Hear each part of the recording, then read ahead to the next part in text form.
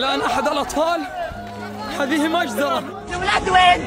هذا يكمل هنا غلط. يكفي يا عالم، يكفي ظلم. إحنا ناس غلابة.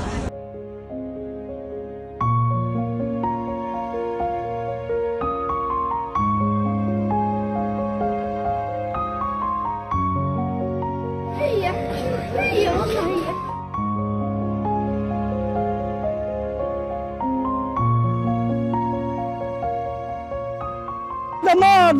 دمار شامل، دمار. حسبنا الله على الدول، ولا دولة ويكون تطلع علينا بتحن علينا. شو مخيم، حسبنا الله عليهم، دمروا المخيم كله محروق حرق.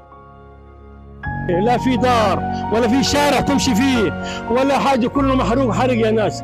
We felt our hands were tied when the war broke out, hindering our efforts to assist and relieve the suffering of the Gazan people.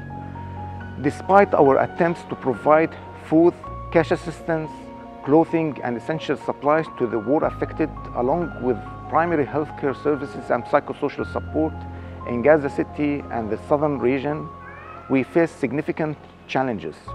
We struggle like other humanitarian aid organizations to meet the needs adequately. Our medical services are currently operating through 9 medical teams in temporary locations such as shelters and tents, falling short of the expected standard necessary to alleviate the suffering of the displaced people while preserving their dignity. Regrettably, human dignity in Gaza has become scarce, with visible defeat, fatigue, and despair etched on the faces of children, women, and the elderly. We witness a diminishing hope for a better future. We are inspired by the words of His Holiness Lenten letter to the Holy Land. May no one rob our hearts of the hope of rising anew with you.